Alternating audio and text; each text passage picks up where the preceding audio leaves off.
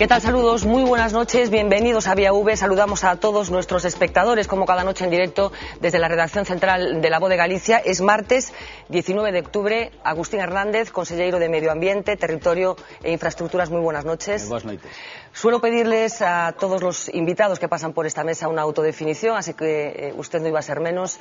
¿Quién es Agustín Hernández? Pues un ingeniero de caminos que traballou na Xunta de Galicia, funcionario da Administración Autonómica e que agora lle toca o inmenso honor de estar ao frente de unha das consellerías que ten pois a obriga de facer moito polo territorio, polas infraestructuras e tamén polo medio ambiente. Bueno, pois esta súa autodefinición, imos ver a definición, a descripción, o perfil que fixemos nos de Agustín Hernández, a ver se o comparte.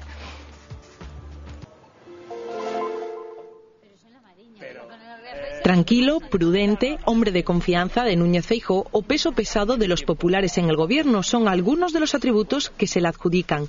Agustín Hernández nació en Madrid en 1961. Casado y con 3 hijos, es ingeniero de caminos, pero conoce bien la administración pública porque estuvo siempre ligado a ella. Hace más de 10 años que está en Galicia. Trabajó con Cuíña, con Louzán en Pontevedra y coincidió con Feijóo en el gobierno de Fraga. Ahora vuelve a trabajar con él como hombre de referencia en la Xunta. Desde el primer momento se supo que sería un hombre de importancia en el gobierno de Feijóo. Para los que dudaban, el Ejecutivo Autonómico le entregó una macroconsellería, Medio Ambiente, Vivienda e Infraestructuras, un desafío que Hernández acogió con ilusión, pero con respeto por la dificultad que entraña gestionar 3 de las carteras más importantes para medir la gestión de un gobierno. Solo él sabe si se arrepiente de haber aceptado el reto. Bueno, evidente, arrepíntese de ter aceptado este reto? Pois non, insisto que para mí é un orgullo, unha satisfacción, é un gran reto e polo tanto teño moitísima ilusión, si cabe máis que ao principio. Entre a canallesca é coñecido vostede como triconselleiro, ten tempo e recursos suficientes para atender, 3 aspectos tan importantes e contundentes dunha administración como é a galega, como son os que leva vostede? Pois teño a ventaxa de que coñezo perfectamente a Xunta de Galicia, a Administración, e creo que elexín un equipo moi competente que traballa arreo conmigo e creo que, pois, gracias ao equipo podo atender todo. Non é contradictorio que Medio Ambiente e Infraestructuras estén no mesmo departamento? Pois díxose no seu momento que era meter o lobo a cuidar das galiñas, sí, non? Creo que non, porque ao final as infraestructuras deben de estar encaixadas no territorio. Nós tiñamos un compromiso de que o medio ambiente estivera xunto co territorio, coa ordenación do territorio, para mellorar esa parte da xestión e coordinar todos eses aspectos, e por lo tanto creo que o lóxico as infraestructuras, aínda que modifican o territorio, deben de encaixarse armónicamente nel. Corren malos tempos para ser conselleiro de Infraestructuras, digo, polos recortes presupuestarios? Bueno, é un tempo difícil para as empresas, tamén para a administración, e o que hai que facer é ser riguroso, priorizar, actuar con seriedade, e polo tanto, pois non ter medo, e creo que ao final, lóxicamente, España e Galicia salerá da crisis, e nós creo que o que debemos de facer é intentar que eso se produza no prazo máis breve posible. Bueno, Roberto Varela, polo menos o que se filtrou a prensa, Roberto Varela decía, e Beatriz Mato teñen nos últimos días algún enfrentamento, enténdaseme ben, ca conselleira de Facenda polos recortes presupuestarios. Tivo vostede algún problema con ela precisamente por este asunto? Non, eu intentei que a consellería tivera as posibilidades máximas dentro da situación do goberno. A verdade é que creo que este goberno é un goberno que si se caracteriza por algo, porque é un goberno unido, un goberno que ten claras as prioridades. Tiñamos que priorizar o gasto social e polo tanto eso é unha cuestión que eu asumo con realismo, busco os créditos donde poido e intento mobilizar o máximo posible e rentabilizar os que a Consellería de Facenda entende que pode atribuir a Consellería de Medio Ambiente. Por lo tanto non tive ningún problema. Lóxicamente sí que discutí, porque lóxicamente intento facer o máximo posible cos recursos que poida obter da Consellería de Facenda, que ao final é quen distribuye os recursos que en definitiva son de todos, non? Bueno, vostede acabase de coñecer ben a Administración Autonómica, coñeceu moi ben a Administración Fraga. Cal é a diferencia entre esa administración esta? En que se diferencia a forma de gobernar de Fraga e a forma de gobernar de Feijóo? Pois creo que agora somos un goberno unido, un goberno que non ten personalismos, que actúa con criterios únicos, que creo que se coordina axeitadamente é que temos asumido que ao final o traballo de todos é o que a xente valora. Había personalismos e non estaba tan unido logo entón? Creo que había máis personalismos, os conselleiros pois tiñan os seus ámbitos de maniobra anteriormente que lóxicamente pois eran moi celosos. Creo que agora eso desapareceu totalmente. Bueno, falábamos de medio ambiente, que é un das patas, digamos, do seu departamento. Imos recordar un pouco cales son os principais retos que ten plantexada a Consellería neste eido.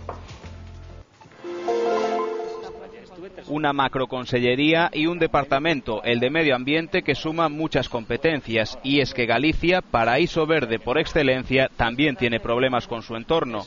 Empecemos por una de las patatas más calientes para cualquiera de los últimos gobiernos de la Xunta, Sogama, la empresa pública creada en 1992 para gestionar los residuos de los gallegos, funciona solo a medias. 400.000 toneladas de basura no pueden ser procesadas al año en el complejo de Cerceda y se depositan en el vertedero anexo de Areosa. Varias asociaciones ecologistas han denunciado filtraciones en la zona. Para colmo, hay concellos que no pagan su factura y otros, como el de A Coruña, gestionan los desperdicios a su manera. El conselleiro Hernández quiere sanear las rías gallegas y además ha creado la Dirección Xeral de Paisaxe, consciente de que tenemos una riqueza que no debe perderse, y es que ya nos ha tirado de las orejas la Unión Europea, que sopesa una multa de 20 millones de euros por una ría, la de Vigo, con niveles de contaminación récord. De momento no se ha materializado, pero quizás sirva para darnos cuenta de que nunca es tarde para seguir mejorando. Bueno, consello, como se explica que no ano 2011 e 2010 haxa unha cidade como Coruña, unha cidade como Ferrol, que non teñen en funcionamento neste momento unha depuradora? Pois porque tiñamos, certo, unha directiva de saneamento de aguas residuais urbanas, que é a directiva 91 do ano 91, 271-91 da Unión Europea, que establecía uns prazos para acadar o saneamento en función do tamaño das cidades. A realidade é que en Galicia se declararon de interese xeral unha serie de actuacións de saneamento importantes, a de Coruña, a de Lugo, a de Ourense, a de Santiago. É certo que esas actuacións complicadas pois se demoraron moitísimo no tempo. Tamén é certo que non é o único país que da Unión Europea que non cumpre esa directiva, posto que países como Bélxica tamén están na mesma situación. É certo que agora estamos no camiño correcto, son actuacións a de Coruña, a de Ourense, a de Lugo, a de Santiago, que están encaixadas, que están en marcha, están moi avanzadas, e polo tanto son actuacións que entrarán en funcionamento ao longo deste ano e o do vindeiro, co cal estaremos xa en o que é o cumprimento da directiva comunitaria, digamos, en situación correcta en relación con ela, e polo tanto creo que pois razonablemente ben. É certo que aínda queda moito por facer en saneamento de rías, é unha das liñas básicas de actuación do goberno, en eso estamos adicando moitos dos recursos que, pois aínda que son escasos, o intentamos priorizar. Pero algo funciona mal na administración, funcionou mal no pasado, non sei se agora, supoño que esta nosa vontade que se resolva. Digo que algo funciona mal cando, insisto, unha cidade como Coruña non ten unha depuradora, parece que tiña que ser unha cousa elemental e básica, non? De empezar a funcionar por este lado. É certo que Coruña tiña que ter unha depuradora con tratamento secundario fai moitísimos anos, é certo que tamén tiña unha carencia de infraestructura de saneamento, é certo que o saneamento é unha competencia que non é ni da comunidade autónoma ni incluso do goberno de España, é unha competencia municipal, aínda que existe unha actuación subsidiaria da Xunta e da Administración Central. Ben, en Coruña e en outras cidades se fixeron moitísimas obras de saneamento, son actuacións moi caras. En Coruña hai feito máis de 100 millóns de euros de investimento para acadar o total saneamento, e polo tanto é certo que levamos un retraso, pero tamén creo que agora sí que estamos no camiño de acadar o saneamento e a total depuración das aguas residuais de Coruña e do resto das grandes cidades. O culebrón da depuradora de Vigo é un exemplo de como non se teñen que facer as cousas? Ben, é certo que a depuradora de Vigo tivemos que loitar moito coa Administración Central para que poidera ser sensible a esa petición únicamente de que nos deixara pagar esa parte da financiación que necesitábamos de diferir no tempo. Creo que ao final o importante é o resultado foi que fomos quen de asinar un convenio, temos asinado o convenio, temos completada todas as tramitacións por parte da Administración Autonómica para que se poida licitar a obra. É o maior investimento de saneamento da historia de Galicia, é unha depuradora moi importante, estamos a falar de máis de 200 millóns, o Ministerio me consta que está en condicións de licitar a obra e polo tanto temos que alegrarnos todos de que ese é un problema resolto. Pero quen foi o responsable de todos os atrancos que se viviron nos últimos meses, nos últimos anos casi? Pois a verdade é que nos atopamos con un convenio que o goberno anterior non foi quen de aprobar, trasladamos ao Ministerio a necesidade de demorar o pago no tempo, e a verdade é que o Ministerio ao principio non foi sensible a esa petición, pero ao final é verdade que despois de varios meses aceptou a nosa petición e polo tanto creo que agora non é momento de botar as culpas a ninguén. A realidade é que neste momento é certo que está resolto, que a Xunta de Galicia ten comprometido un investimento moi importante, por certo, de fondos propios da comunidade autónoma, a financiación do Ministerio e dos fondos FEDER, e polo tanto temos garantida ese financiamento que creo que os cidadáns desexan para que o problema estea resolto. Falábamos antes nese vídeo de Sogama, como se vai solucionar o problema de Sogama? Esa posibilidade de construir unha segunda planta no sur de Galicia está nos seus plans? Pois sí, temos neste momento rematado o período de información pública do plan de residuos, do novo plan de residuos 2010-2020, que establece uns parámetros para os residuos sólidos moi agresivos, no senso de que plantexamos reducir o 30% ou 10% a produción de residuos e pasar ao 30% de reutilización e reciclaxe, polo tanto son obxectivos ambientales moi ambiciosos, e ademais o que plantexamos é buscar unha ubicación axeitada para establecer unha segunda planta de tratamento de lixo no sur de Galicia, posto que a meirande parte dos residuos sólidos urbanos que se producen no noso territorio se producen precisamente no sur, e polo tanto creemos que hai que equilibrar esa situación que agora é desequilibrada no senso de que todos os residuos chegan a Sogama e polo tanto existe un transporte de lixo ao longo do noso territorio que é ambientalmente insostible. Seguro que xa teñen unha idea aproximada de por onde pode estar ubicada esa segunda planta. Bueno, a planta é unha decisión que temos que tomar ao longo do ano 11, polo tanto non temos prisa ao respecto. O que está claro é que deberá de estar no entorno do sur de Galicia, en as zonas próximas entre a zona de Pontevedra e Ourense, máis ben na zona da provincia de Ourense, cerca da produción máis importante do lixo do sur, que é a zona do entorno de Vigo, Pontevedra. Zona do Ribeiro, quizáis? No, na zona do Ribeiro non imos a situar a planta porque no seu momento o goberno anterior tiña unha previsión que nos pensamos que é inasumible. Zona do Carballiño, logo? Tamén fora de Carballiño. Bueno, falábamos tamén dese vídeo desa Dirección Xeral de Paisaxe. Cales serían para o conselleiro as xoias da coroa a nivel paisaxe, digamos? Si chegara un marciano aquí a Galicia e lle tivera que decir non te podes perder isto, que lle recomendaría? Pois creo que temos o noso litoral. Non me atrevería a decir un sitio concreto. O litoral de Galicia é un valor incalculable, un valor que temos que protexer, que temos que mellorar, que temos tamén que ordear, que temos que aprender dos erros do pasado, como di no noso spot que temos colgado na página web da Consellería. Creo que é un traballo moi importante que está a facer a Dirección Xeral de Sostenibilidade da Paisaxe. Estamos moi ilusionados coa aprobación do Plan de Ordenación do Litoral. Creo que está na súa derradeira fase. Estamos analizando as alegacións que temos recibidas na Consellería. Cuantitativamente son moitas, cualitativamente non son tantas porque hai moitas repetidas. Estamos analizando e facendo un derradeiro esforzo para mellorar aínda máis o documento, e creo que ao final deste ano vamos a poder decir con orgullo que Galicia vai a ter un plan de ordenación do litoral por primeira vez na súa historia. Bueno, falábamos de asuntos de medio ambiente, pero a Consellería que dirixe, que xestiona Agustín Hernández, ten outra pata moi importante que é a parte das infraestructuras. Imos repasar algunhas das cuestións que están de actualidade en relación con este asunto. Se acabó la época de las vacas gordas y llegaron los tijeretazos. La Xunta contará con 1.177 millones de euros menos en su presupuesto para el próximo año y la solución ha sido reprogramar. En el ámbito de las infraestructuras, el Ejecutivo ha decidido mantener las previsiones de inversión en 9 autovías, que supondrán 179 kilómetros más de vías de alta capacidad y un desembolso de 806 millones de euros. Además, la actuación se complementa con otras 3 obras previstas para 2015. Son la autovía entre Ramallosa y Estrada, la que va de Sanxenxo a Lanzada y la conexión de Sabón con la G55. Pero no todo son buenas noticias. Para que se lleven adelante estas 12 autovías, se ha tenido que retrasar de 2015 a 2017 la puesta en servicio de 5 viales y borrar del mapa de infraestructuras otros 2. Se suprime el vial de Loureda, en Arteixo, y la conexión de la AP9 con la A6 en Cambre. Los tijeretazos no se quedan ahí. Hernández ha anunciado un recorte de 522 millones en la inversión prevista para nuevas variantes, travesías y accesos urbanos. Un duro golpe para los alcaldes que tienen que enfrentarse a las municipales el próximo 22 de mayo.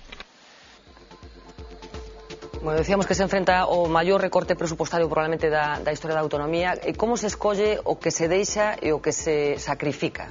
Pois nós o que intentamos é priorizar aquelas infraestructuras que inciden máis na economía, no tecido productivo, na vertebración do territorio e, polo tanto, dimos unha prioridade ás vías estruturantes, ás vías de altas prestacións, prácticamente cun recorte insignificante.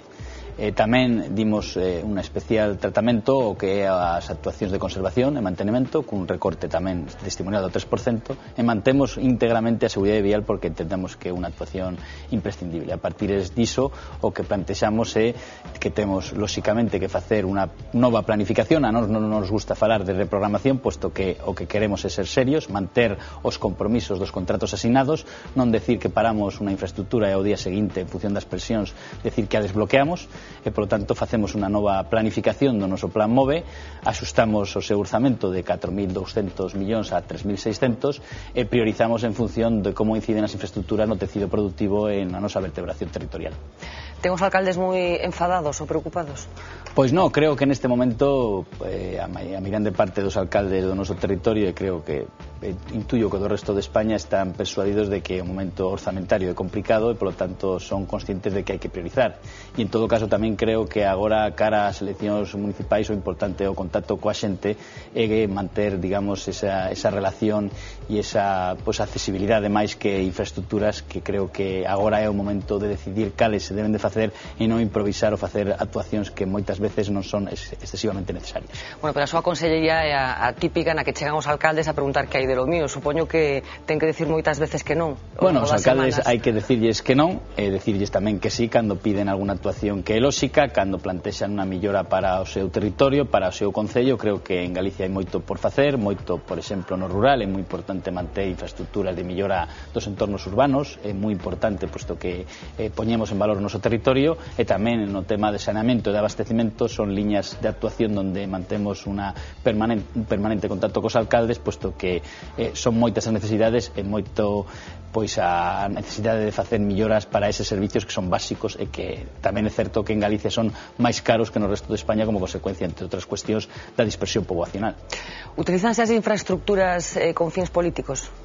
Ou con intereses políticos? Na Consellería o que temos establecido dende o principio foi unha serie de plans, planificacións que son das que se dá conta ao Consello da Xunta e que establecen as liñas xerais da acción do Goberno. Polo tanto, a partir deses plans, lóxicamente, administramos en función das prioridades que aparecen nos propios documentos e, evidentemente, implantamos as infraestructuras no territorio, pero non creo que con criterios políticos.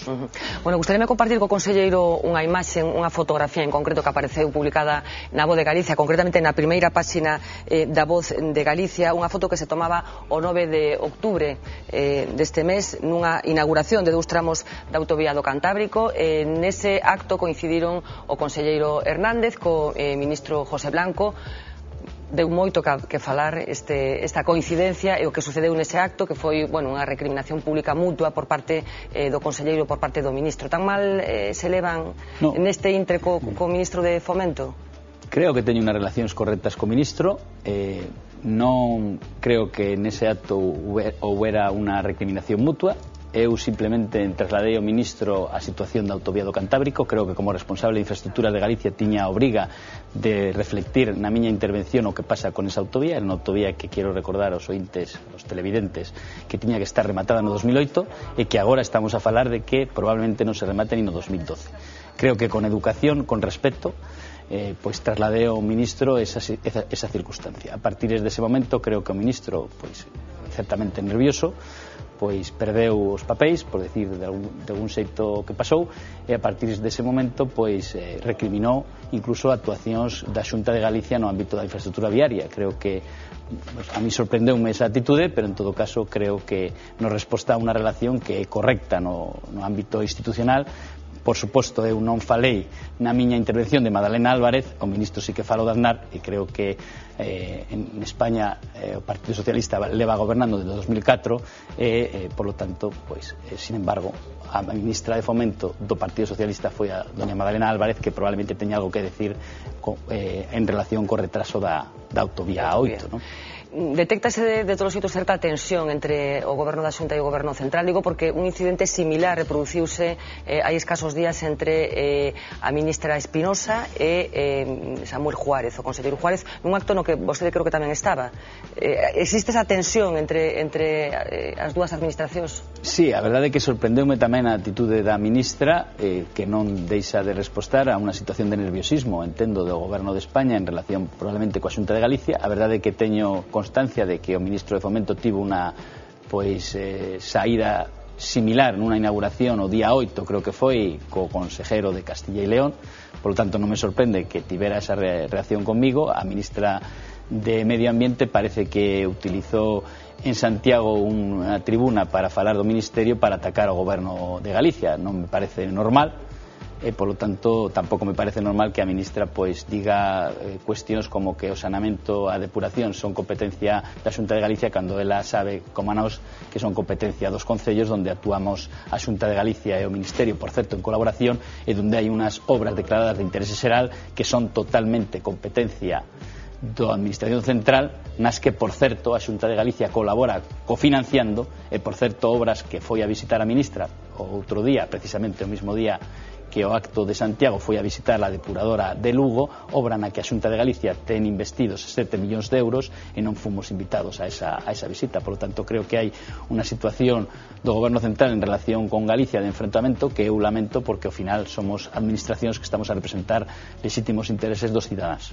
Se quedan os plazos que públicamente compromete José Blanco con respecto ás infraestructuras galegas, por exemplo, aquí mesmo, nesta mesma mesa, nesa mesma silla, aquí en Viaúve, o ministro asegurou que o AVE estará o ano que ven en Galicia, que se conectarán, poderá seguir en AVE dende Coruña hasta Vigo. Se cree os plazos en xeral que públicamente expresa José Blanco? Bueno, nós temos un protocolo, o Pacto do Obradoiro asinado, temos un compromiso de cumprimento de anualidades de licitación, no ano 9 foi pois escrupulosamente cumprido, por lo tanto non temos nada que decir. No ano 10 levamos menos de 100 millóns de 3.600 millóns de licitación, por lo tanto temos que esperar a finais do ano 10 para comprobar se é posible ou non é posible o seu cumprimento.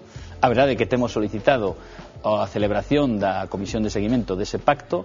Onte o secretario de Estado díxome que non tiñan previsto celebrar esa reunión cuatrimestral, que justamente os 4 meses da reunión anterior cumpríronse onte, o día 18. Non temos previsión de celebrar a reunión da Comisión Técnica a nivel de secretario de Estado e de conselleiro, puesto que a intención do Ministerio é manter unha reunión ao máis alto nivel no mes de novembro. Estaremos pendientes desa reunión, lóxicamente, estaremos pendientes de que se cumpra ese importe de licitación.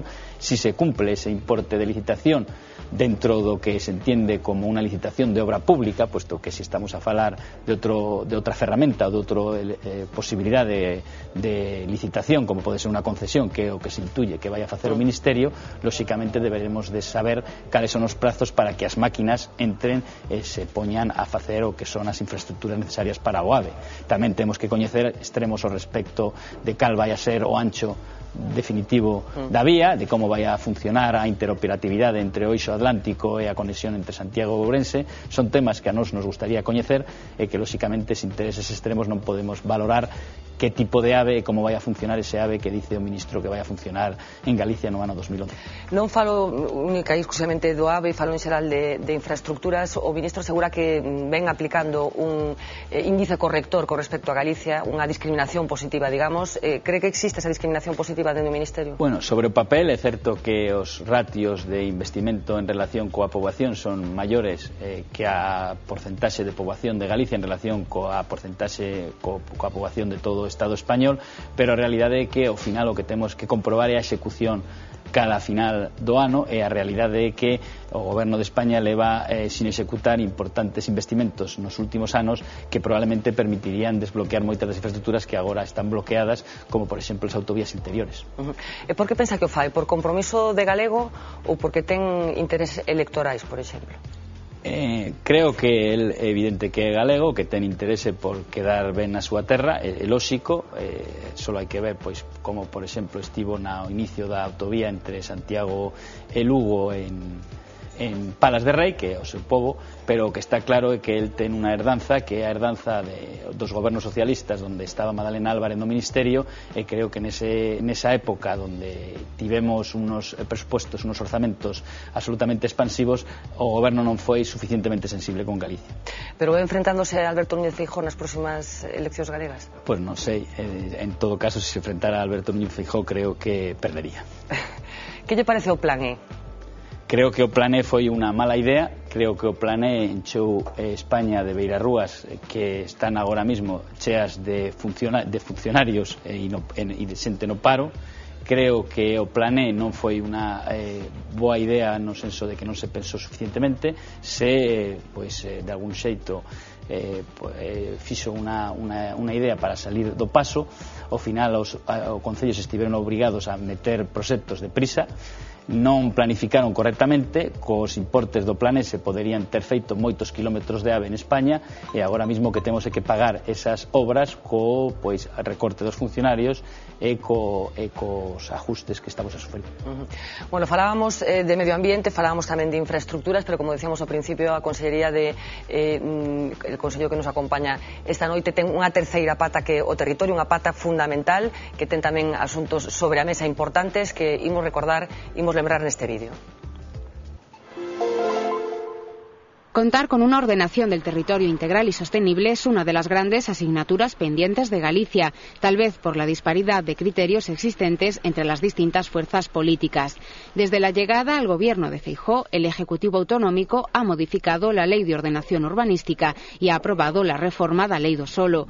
Con ellas ha intentado unificar normas, pero también le ha devuelto más capacidad de decisión a los ayuntamientos, ha flexibilizado la construcción en el rural y ha agilizado los trámites de los planes urbanísticos. Favorecer a los constructores es una de las críticas más repetidas contra las medidas de la Xunta, un gobierno que también tiene previsto aprobar antes de que finalice el año dos importantes textos: las directrices de ordenación del territorio, con las que rediseñará el desarrollo urbanístico de la comunidad, y el plan del litoral. Con este último, el Ejecutivo gallego va a regular un 7,2% del suelo de la comunidad, 215.000 hectáreas que pasarán a estar protegidas bajo el plan, que suspende cautelarmente la construcción en un 30% más del territorio que la anterior prohibición, que impedía edificar en los primeros 500 metros de la línea de playa. El objetivo, dice la Xunta, es el de proteger sin paralizar y el de vetar el ladrillo en función de criterios individualizados y no de distancias. Bueno, os políticos galegos teñen o mandato dende o ano 1995 de redactar unhas directrices de ordenación do territorio. A súa aprobación está en trámite actualmente, como acabamos de escoitar, pero máis en dos detalles. Non creo que hai un fracaso colectivo da clase política galega que neste momento aínda non foi capaz de poñerse de acordo neste asunto tan importante. Pois é evidente que iso é así. É certo que dende o 95 tiñamos que ter feito ese traballo. A verdade é que non foi posible. É certo que comenzouse un traballo importante no ano 2004. É certo que o goberno bipartito retomou ese traballo e deixou un texto moi parecido ao que estamos a tramitarnos agora, e a nos toca aprobar ese texto, e creo que estamos en condicións, sobre todo tendo en conta que foi feita a información pública, non tivemos moitas alegacións, e o aprobaremos antes de que remate este ano, e polo tanto pois respostaremos a esa necesidade, é certo, con moitos anos de retraso. Por que non foron capaces os políticos a toda agora de solucionar este asunto fundamental para Galicia? Creo que no seu momento tamén hai que ter claro que Galicia tiña unha déficit importante noutros aspectos de infraestructuras, de vivenda, rehabilitación, cuestións ligadas a necesidades máis perentorias da poboación, e na Consellería non se tivo esa prioridade como liña de actuación de goberno. Agora chega o momento de facer ese esforzo, e creo que o estamos a facer de xeito correcto, co objetivo de, pois, antes de que pasen os dos primeiros anos desta legislatura, ter ese documento aprobado. Hai un problema cultural tamén que de algún xeito permitiu que se alumbrara o que se ten chamado feísmo.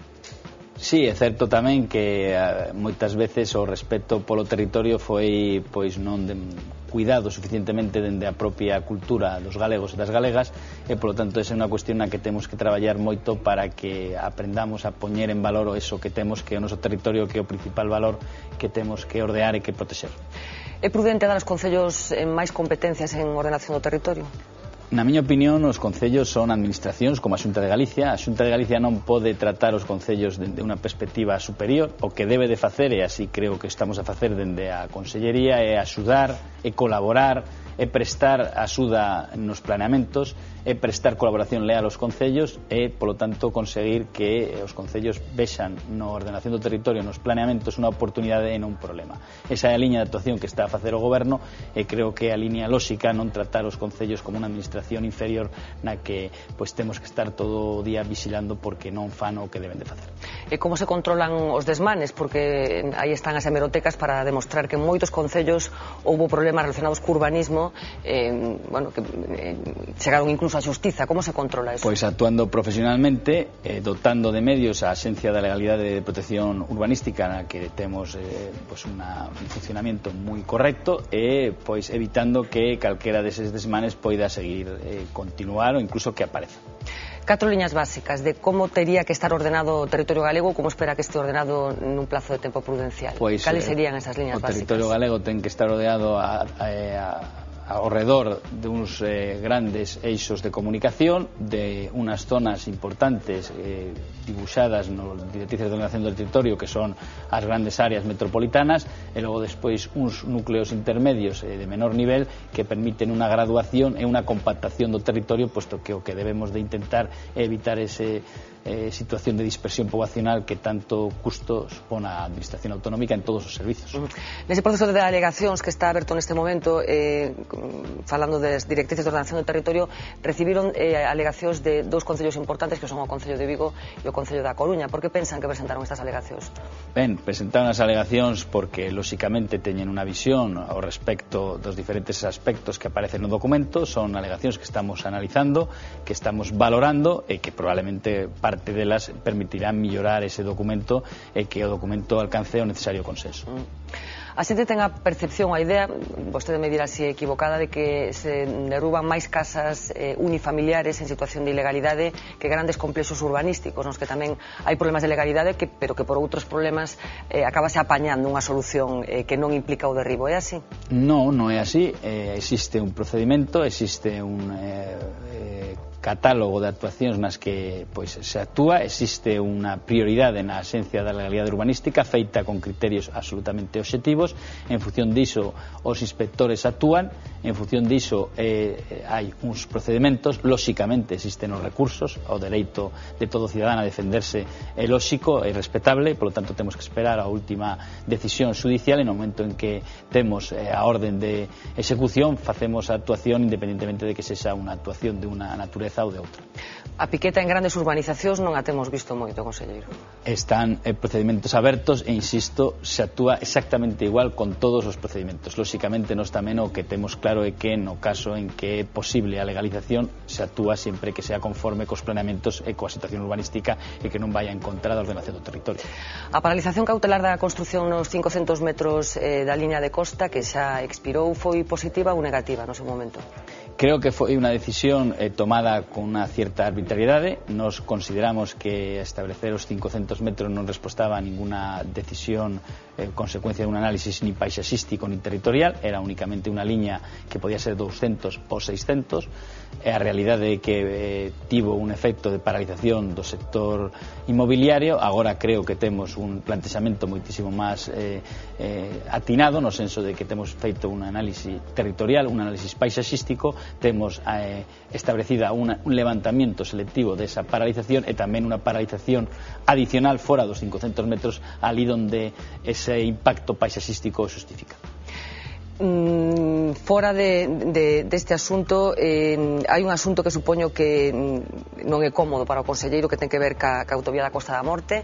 Foi un dos asuntos que provocou unha comparecencia no Parlamento moi longa, un asunto que ven pasando por varias fases, por varios anos, que temos un pouco recorrido o calendario dos avatares que foi sufrindo esta infraestructura, como decíamos, a autovía da Costa da Morte.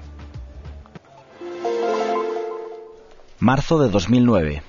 Feijóo llega a San Caetano. Entre sus primeras actuaciones, rescindir el contrato de la autovía da Costa da Morte firmado por el bipartito. La Xunta alega irregularidades, abona 5 millones a la empresa e inicia de nuevo el proceso de licitación de la obra más importante de la legislatura. Junio de 2010. Pachi Vázquez abre la caja de Pandora al recriminar a Feijóo irregularidades en el proceso de licitación.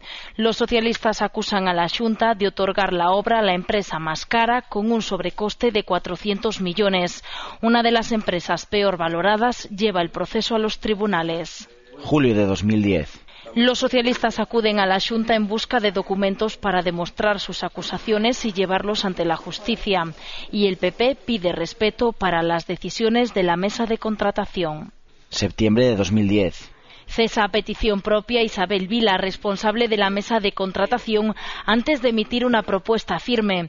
Días más tarde, Agustín Hernández informa de que se suspende la licitación de la autovía da Costa da Morte. Octubre de 2010. PSOE y BNG piden una comisión de investigación en el Parlamento que el PP descarta con su mayoría parlamentaria.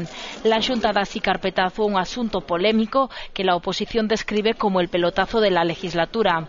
El asunto se retira de la vía judicial por orden de la empresa demandante. Bueno, este último apunte que se recolle no vídeo en noticia de hoxe, esa retirada do recurso por parte das empresas Dragados e Puentes e Calzadas, 3 licitacións en 3 anos. Como se lle explica isto aos cidadáns? Pois a verdade é que a nós nos gustaría, lóxicamente, teres comenzada a obra, eso é evidente, pero tamén temos un compromiso firme coa Costa da Morte, temos o compromiso de facer a autovía e que estea finalizada nesta legislatura e, por lo tanto, para cumprir ese objetivo, tendo en conta a situación orzamentaria e a crisis que temos que facer unha reflexión ao respecto de cal é a forma que asegura que a obra se poida facer. Esa é unha reflexión que fixemos dende que empezamos a vislumbrar eses problemas orzamentarios, tomamos unha decisión difícil que foi anular ese procedimento e comenzar unha nova licitación utilizando unha ferramenta que vai a permitir que a obra sexa máis barata. Estamos a cumprir ese compromiso e, polo tanto, a verdade é que para nós non foi fácil, pero creo que tomamos a decisión máis responsable tendo en conta que o que é importante é garantir que a infraestructura se faga.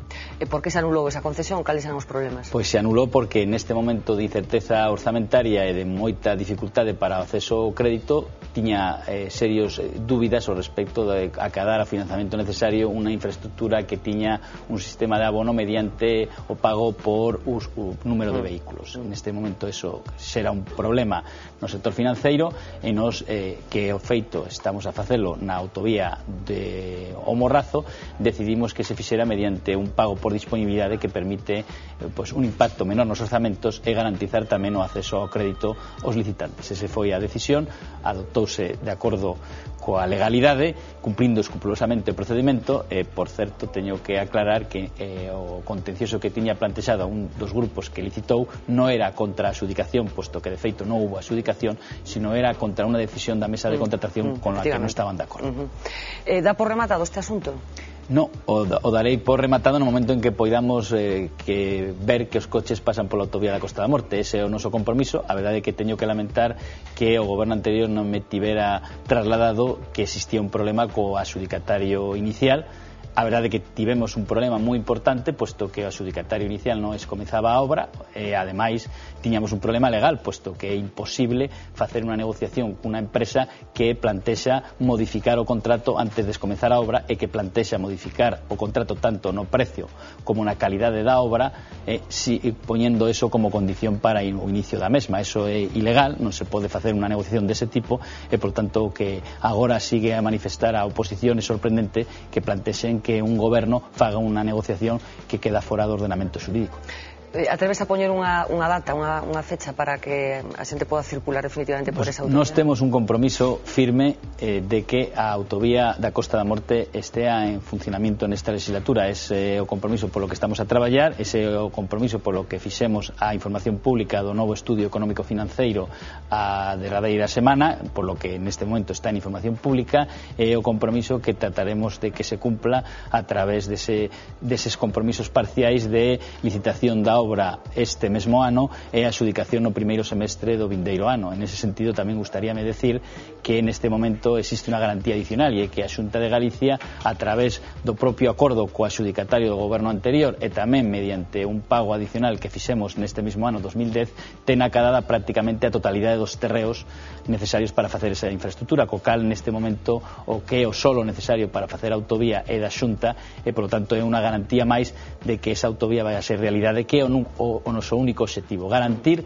nesa infraestructura e no resto das infraestructuras que se están a realizar en Galicia por parte da Xunta de Galicia, que unha infraestructura que comeza a Xunta de Galicia é unha infraestructura que ten un prazo, que ten un orzamento e que ten un compromiso de pago, e que a Xunta de Galicia é unha administración seria que cumpre os seus compromisos. Unha última cuestión, conselleiro. O pasado mes de xullo declaraba por certificar unha obra inacabada cando era director de infraestructuras da Deputación de Pontevedra. Como se enfrenta esta situación judicial? Pois sobre ese tema teño dito que non me ocupa ni un só segundo, acataré o que digan os xuíces, lóxicamente respetaré a decisión judicial, sexa a que sexa, e polo tanto non vou dedicar ni un minuto do meu tempo a falar ni a valorar esa cuestión.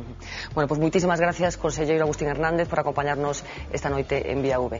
Nos vamos unos minutiños a publicidade e regresamos aquí que ca mesa de actualidade. Muy bien.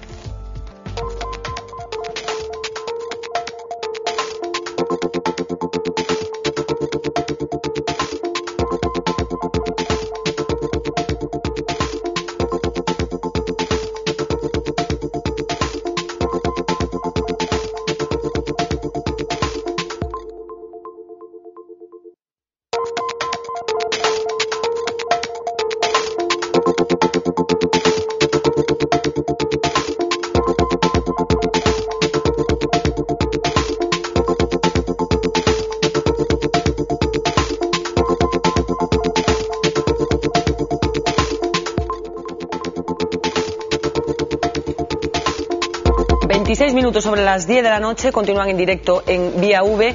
Acabamos de despedir al consejero de Infraestructuras, de Medio Ambiente, Infraestructuras y Territorio, Agustín Hernández. Se incorporan ahora a la mesa de actualidad tres habituales de esta mesa: Roberto Blanco Valdés, muy buenas noches. Hola, muy buenas noches. Miguel Ángel Rodríguez, muy buenas noches. Buenas noches. Y Ernesto Sánchez Pombo, muy buenas noches. Bueno, no sé qué comentarios habéis estado viendo la entrevista en una gran sala que tenemos ahí preparada. No sé qué comentarios os merecen las declaraciones de Agustín Hernández. Ernesto, empezamos contigo. Empiezas conmigo, ¿qué quieres antes? ¿Lo bueno?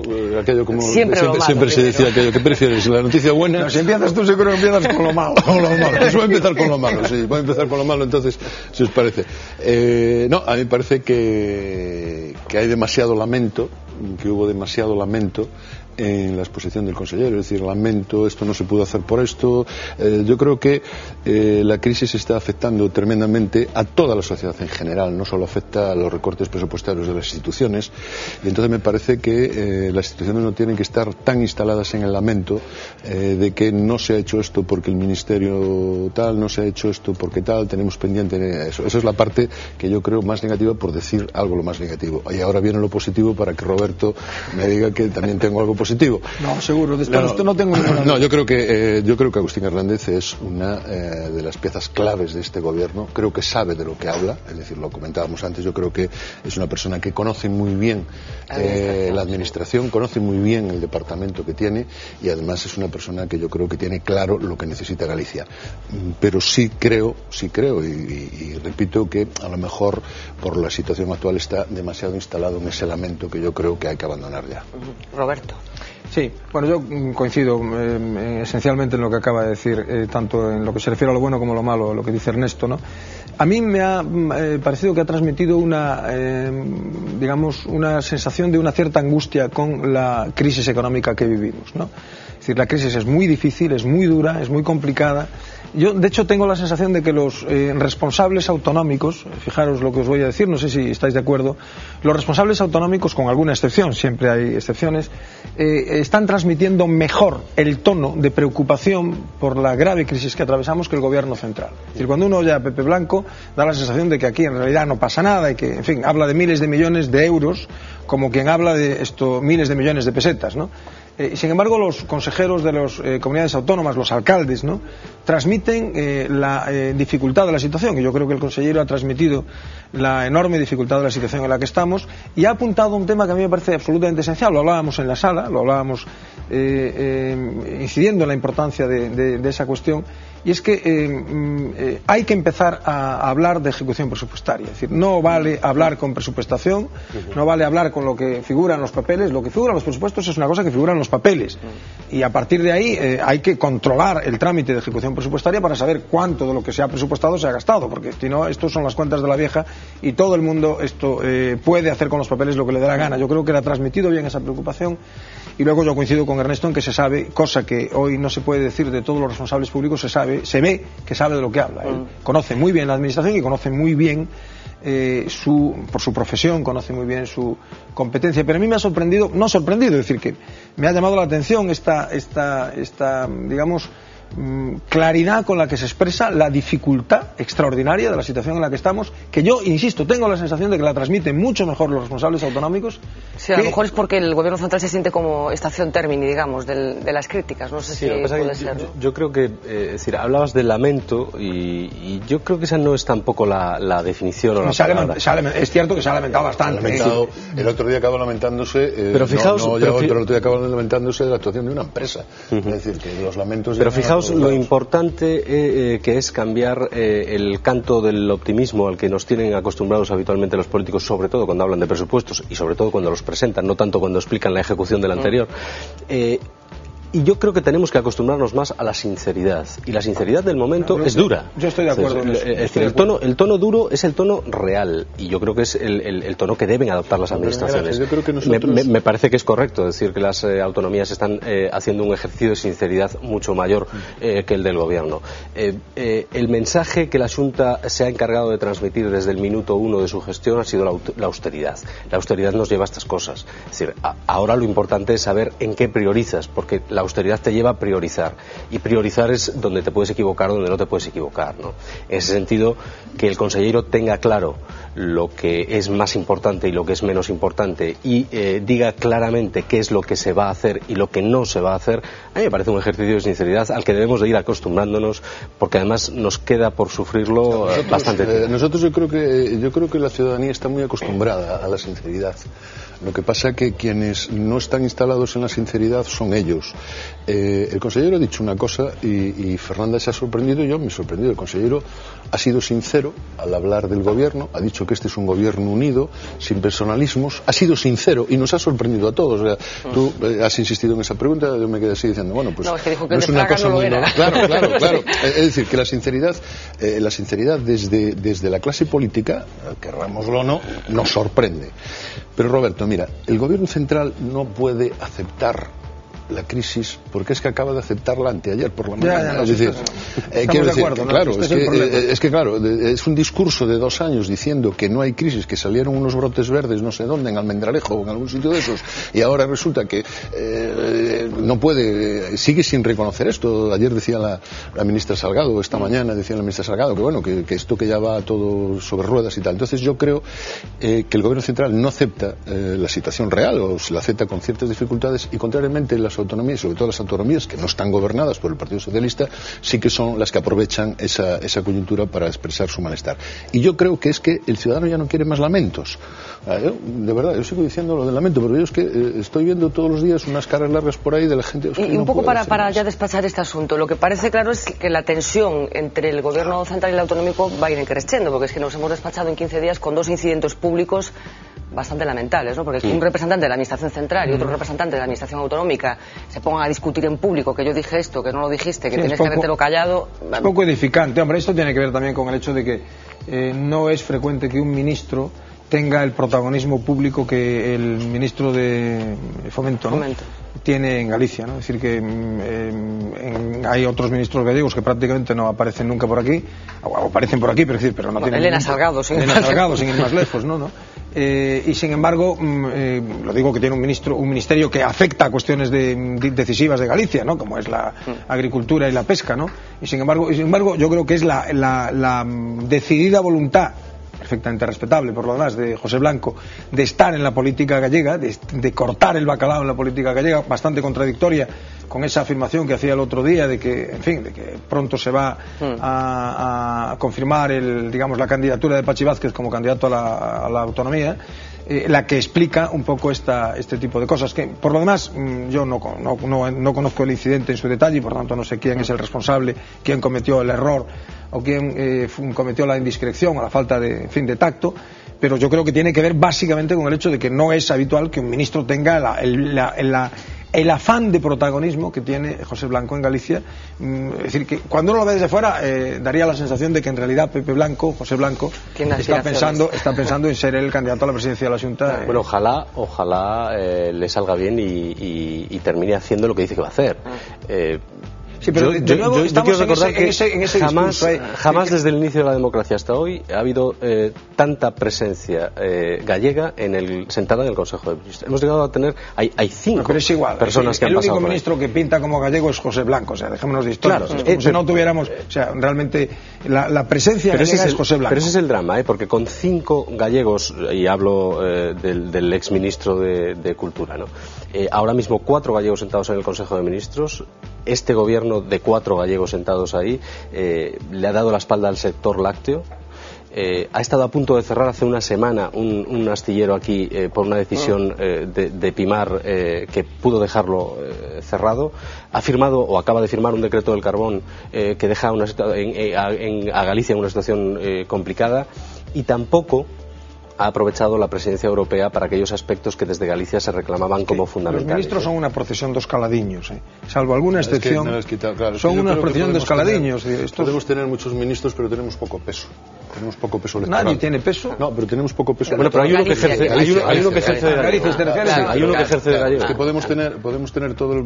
Prefiero uno que ninguno. Ya, pero podemos tener mucho ministro y poco peso electoral, y si tenemos poco peso electoral, pues mandamos lo que mandamos, que es lo que nos está ocurriendo. Pero a mí, volviendo al tema de los incidentes que tú te referías, Fernanda, a mí me resultan enormemente desagradables, y yo creo que, decía Roberto, que es un mal ejemplo, pero me parece que deben de tratar de frenarlos lo antes posible. Es decir, no podemos convertir en algo habitual el encuentro entre 2 administraciones que están al servicio del ciudadano, pues se anden pegando en público. Es decir, yo creo que el incidente, a pesar de que el consejero Hernández nos contaba que no había sido, bueno, él por lo menos no le daba tanta importancia, decía que había sido un incidente menor, a mí me parece que institucionalmente tiene... Sobre todo cuando se repitió después. De todas maneras, yo creo que esto tiene que ver también, lo comentábamos también como verán nuestros espectadores, hemos estado largando de mala manera. No hemos estado donde tenemos que estar, es en el cotilleo.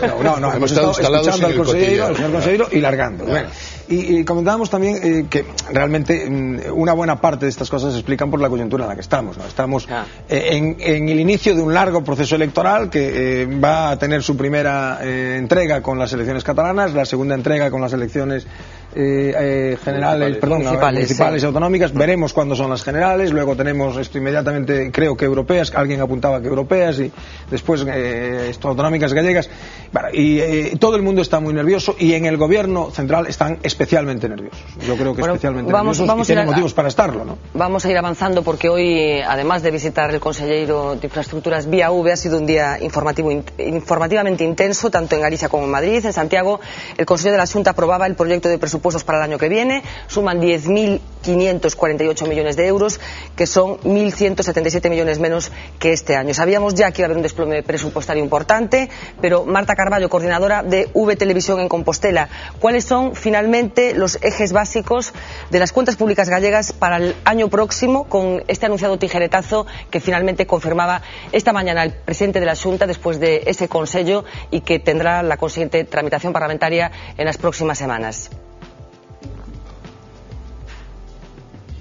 Muy buenas noches. Pues con los principios de realismo, austeridad y solvencia son varias las cifras clave de estos presupuestos. La primera, 10.548 millones de euros. Es el total del presupuesto. La segunda cifra, la reducción del gasto público en un 10,7%. Es decir, habrá 1.177 millones menos. Cae la inversión un 14%. Y dice Feijóo que lo hace menos de lo previsto porque se recurre al modelo de financiación público-privada. Habrá 1.300 millones, de los que 800 son de recursos propios. Y caen también todas las consellerías. Y es que hay un desfase de 391 millones de euros entre lo que Galicia ingresa del Estado y lo que cuestan los servicios básicos. Y eso se afronta precisamente con reducciones. Educación, sanidad y servicios sociales son las que menos perderán y aún así caerán un 5,5%. El resto se quita del gasto de las demás consellerías, un 24,7%. Lo explicaba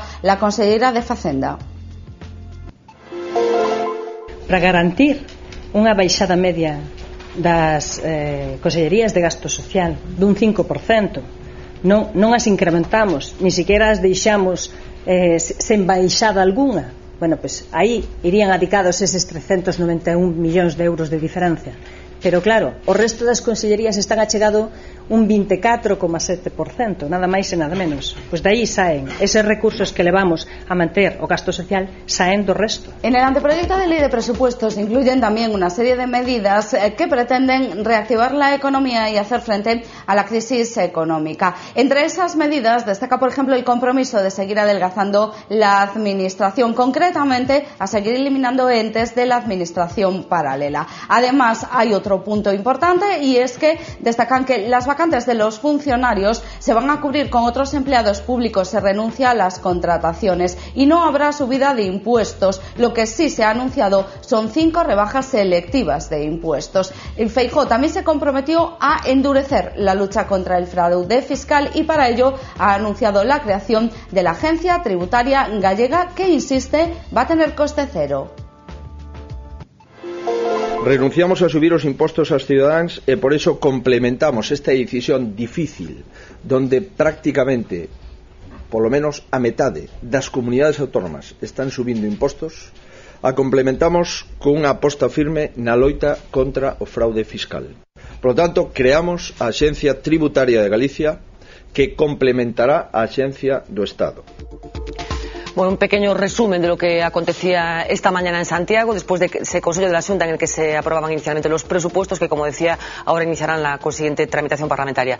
Roberto Blanco creo que me pedía... Quería hacer 2 apuntes breves. Uno que resulta curioso y a mí me parece de alabar, que alguien hable de fraude fiscal. Es decir, que alguien hable en este país de fraude fiscal es una cosa llamativa. Yo no he oído hablar nunca al presidente del gobierno de fraude fiscal, es decir, a pesar de que él viene de la izquierda y por tanto digamos que el discurso de la progresividad fiscal, de la lucha contra el fraude, es un discurso fundamental, que debía ser fundamental en la izquierda. Nunca le he oído hablar de fraude fiscal, jamás. Y me alegro, por tanto, que el presidente de la Xunta hable de fraude fiscal, aunque no sé si la mejor medida es la creación de una agencia tributaria autonómica.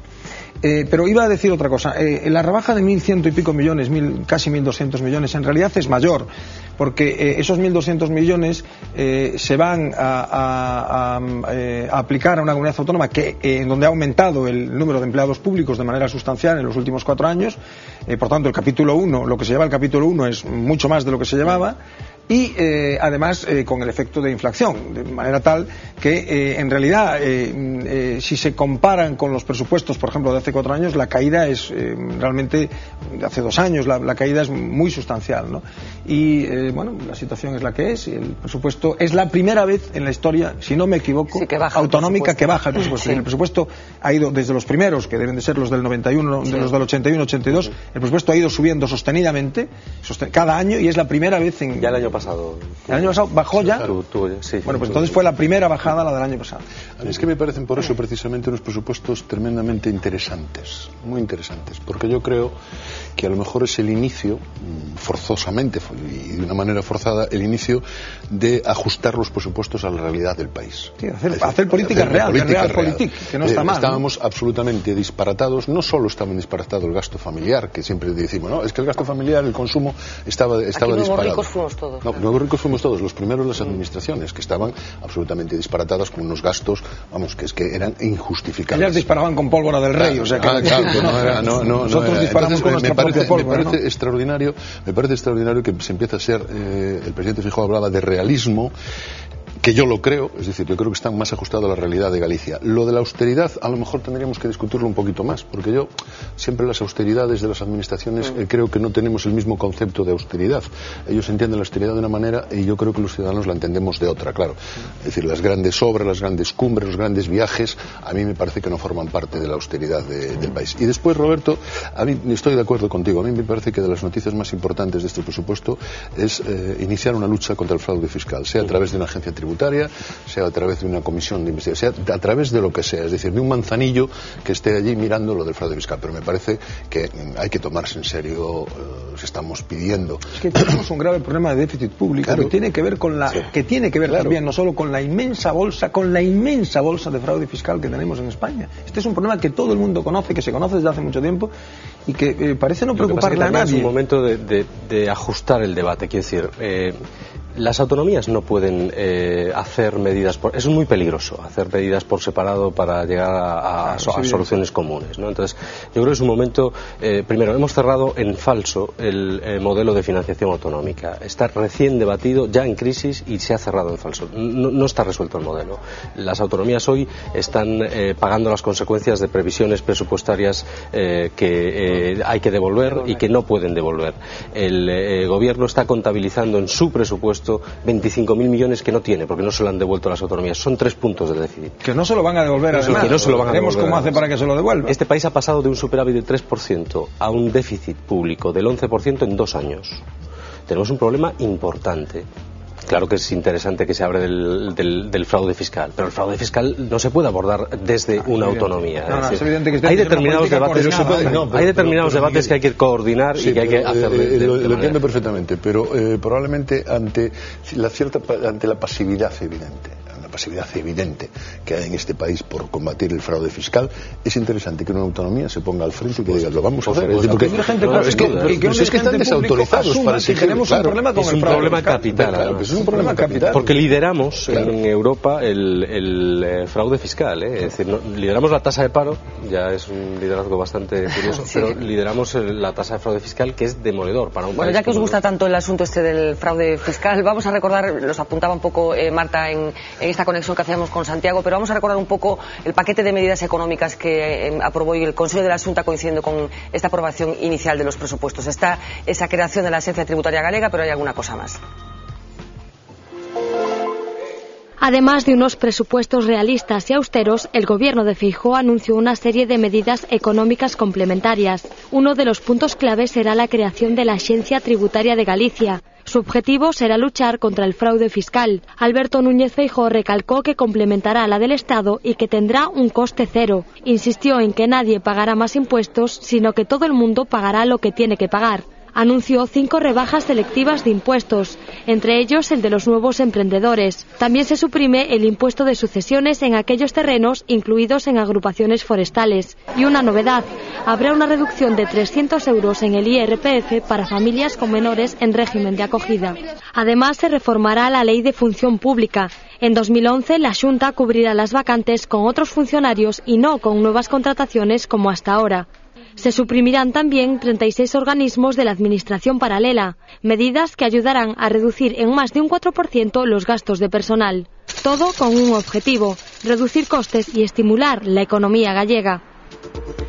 Bueno, un paquete de medidas aprobado hoy, como decía, en el Consejo de la Xunta. A mí me salta una pregunta. Con estas reducciones presupuestarias, ¿le quedan a las administraciones, en concreto a la Xunta, mucho margen para la política o no? Porque el 70% del presupuesto al final se va en gastos que tienen que asumir. Bueno, ahora, es decir, en este tipo de situaciones la política hace más falta que nunca, ¿no? Es decir, es momento de elegir aquello que vas a hacer y aquello que no puedes hacer. un recorte de una media de un 24,7 creo que es... Las que menos se recortan son educación, sanidad y... Claro, 5 y pico. Pero aún así tienen casi un 6%. Casi un 6%. Es decir, es un año complicado para gestionar, y además insisto en que no está resuelto el modelo de financiación que nos lleva a pensar que la cobertura de esos servicios sociales tampoco está al 100% garantizada, ¿no? Es un año de un difícil equilibrio y es un año sobre todo para marcar tendencias. Es decir, Ernesto lo decía antes, a partir de este año los presupuestos tienen que ser de otra manera y ya tiene que ser un modelo ya deberían de haber sido antes, Miguel, ya deberían de haber sido antes. Llegamos tarde, pero bueno, es decir, todos tenemos en mente todos lo que nos cuestan las autonomías y todo eso. Yo creo que hay que ser más realistas y ajustarse a las necesidades del país, y hay que recordar en qué situación está el país, donde hay 1 millón de familias. Pero ojo, y decirle al país que la magia presupuestaria de otros años se acabó. Se acabó. Hay cosas que no se pueden hacer. Tenemos además, tenemos que además yo creo que ser conscientes de que las grandes verbenas que estamos acostumbrados que nos organizan las administraciones, yo insisto en lo mismo, es decir, esos viajes al extranjero donde van esos concursos de mises que tanto me gustan a mí, que pagan las administraciones, es cierto, ¿sabes? Que yo tengo una debilidad siempre porque las administraciones paguen los concursos de mises, que creo que están para eso, para organizar concursos de mises precisamente, ¿no? Pero todas esas cosas que organizan, que no tienen que organizar, que no tienen que subvencionar, que no tienen, que están además absolutamente fuera de la realidad del país, yo creo que hay que irlas ajustando y que las administraciones se dediquen a lo que se tienen que dedicar, que es a prestar servicios a los ciudadanos. Bueno, pues nos vamos a ir un momentito hasta la primera página de la Voz de Galicia de mañana, algo que ya saben nuestros espectadores que hacemos siempre en la recta final de nuestro programa, una primera página, la primera edición que llegará mañana a los kioscos y que abre con el siguiente titular: inevitablemente la Xunta presenta unos presupuestos de 9.700 millones, un 10,8% inferiores a los del 2010. El PP deja al gobierno canario, ya en referencia a la tramitación de los presupuestos en el Congreso de los Diputados, decía el PP deja el gobierno canario por el apoyo de Coalición Canaria a los presupuestos del Estado, un asunto que de forma somera me gustaría comentar con vosotros. La foto de primera para las protestas de Francia, el país prácticamente paralizado, con el siguiente titular: pese a que las protestas tienen a Francia casi paralizada, Sarkozy mantiene la reforma de las pensiones. Un tercer titular que destacamos de esta primera página, con trascendencia también en los hábitos de los españoles: desde el 2 de enero tampoco se podrá fumar en los parques infantiles. 3 titulares que, como decía, destacaba de esta primera página de La Voz de Galicia, que llegará mañana a las casas, en los kioscos de toda Galicia. Asunto Francia. Diferente la huelga francesa a la española, ¿no? Sí, diferente y preocupante. Muy preocupante. Es decir, yo creo que a pesar de que Sarkozy está diciendo que en 4 días se arregla todo, a mí me parece que en cualquiera de estas se puede ir el control de las manos. En este momento el desabastecimiento del país, al menos en combustible, es prácticamente total. Es decir, está en una situación calamitosa y me parece, mañana se mantienen las protestas, me parece que es tremendamente preocupante lo que está ocurriendo en Francia. Evidentemente no tiene nada que ver, afortunadamente, con lo que hemos vivido aquí, pero es que ahí son insistentes y además yo creo que los franceses tienen ese cierto mito del mayo francés, dicho sea. Sí, porque al final las protestas, no olvidemos que es por un asunto concreto, ¿no? Que claro, es que se va a subir la edad de jubilación de los 60 a los 62 años. De los 60 a los 62, o sea que tampoco estamos hablando de ninguna cosa. Sí, de todas maneras, eso tiene que ver también con una sociedad que está muy articulada, con sindicatos muy potentes. Esto no es comparable a España, es decir, que la capacidad de movilización de las organizaciones sociales, en fin. Pero yo coincido contigo, es muy preocupante. Muy preocupante. Estamos en la sensación que uno tiene. Porque claro, esta noticia la podríamos contar a la de Portugal, que estos días la Voz de Galicia ha dedicado varias páginas de mucha información a la situación de Portugal, a la situación de Irlanda. Estamos sentados encima de un polvorín. Es decir, yo creo que tras las noticias un poco optimistas de los meses de verano, ¿no? En el sentido de que, no me refiero a España, ¿no? Que nunca fueron optimistas, de que esto podía estar empezando a verse el final del túnel, o por lo menos a ver la luz al final del túnel. Realmente la sensación que da esto es muy mala, porque está claro que en Francia van a tomar esta medida porque entienden que el gobierno entiende, yo estoy en desacuerdo radical con la medida, pero porque el gobierno entiende que es absolutamente indispensable para mantener el sistema de previsión social y el sistema de pensiones, ¿no? Por tanto, la sensación que da es que la de que estamos sentados en un polvorín, ¿no? Y de que no sabemos muy bien en qué coordenadas nos estamos moviendo. Sobre todo de Francia yo destacaría el riesgo de que sirva de modelo a seguir, ¿no? Es decir, ya hay algún economista que está sosteniendo que estamos en un momento del ciclo económico en el que se reúnen todas las condiciones para llegar a la revuelta, a la rebelión social, ¿no? Porque... Sí, lo que pasó en Grecia, ¿no? Que llegó a haber hasta... Claro, es que estamos en el momento del recorte puro y duro de derechos en una sociedad que tiene menos dinero, que tiene deudas que no puede afrontar y con gobiernos que tampoco saben muy bien qué hacer, ¿no? Y que lleva Miguel perdiendo derechos desde hace 30 años, claro, porque no hay que olvidarlo, dice muy bien en un libro reciente, Algo va mal, Tony Judd, ¿no? Sí. La política de expansión de derechos que se produce en Europa entre los años posteriores a la Guerra Mundial y los años 70, llevamos muchos años con reducción. España es un caso peculiar porque se incorpora a la democracia tarde, en fin, es otra historia, pero con reducción, es decir, en Inglaterra, Estados Unidos, por supuesto, con reducción de las políticas sociales, etcétera, y esto, la crisis ha venido a agudizarlo, ¿no? Y no sabemos muy bien, yo creo que no sabemos en estos momentos muy bien cuál es la dimensión real de las medidas que vamos a tener que tomar a medio plazo. El problema es el que explica Miguel, es decir, que se exporte la algarada. La algarada es muy fácil de exportar, ¿no? Sí. De todos modos, en Francia lo que hay, uno de los dos va a ser perdedor. Es decir, va a perder el gobierno o va a perder la sociedad. O todos. O todos, que es el problema, ¿no? Pero uno de los dos va a tener que ceder antes o después. Esperemos que no pierdan todos. Esperemos que no pierdan todos con... Bueno, pues agotó nuestro tiempo por hoy. Nos marchamos con un mensaje un poco pesimista, si podemos reconducir. No, pero hay uno más pesimista todavía en la primera, que es que no se va a poder fumar en ningún sitio. Desde el 2 de enero, ni siquiera en los parques infantiles. Eso sí que es la mala noticia del día. Ni siquiera en los parques infantiles, 2 de enero, efectivamente. Muchísimas gracias, Miguel, muchísimas gracias, Ernesto, Roberto. Nosotros regresamos mañana a partir de las 10 menos 20 de la noche, como siempre, en directo. Nos toca presupuesto mañana, intentaremos desgranar las consecuencias de esos presupuestos aprobados inicialmente por el Consejo de la Junta y, por supuesto, también esos presupuestos generales del Estado que se están debatiendo en el Congreso de los Diputados de Madrid estos días, a partir, como decía, de las 10 menos 20 de la noche. Les dejo con los titulares del día, de esta jornada de martes, y regresamos, como decía, mañana. Mientras tanto, sean felices.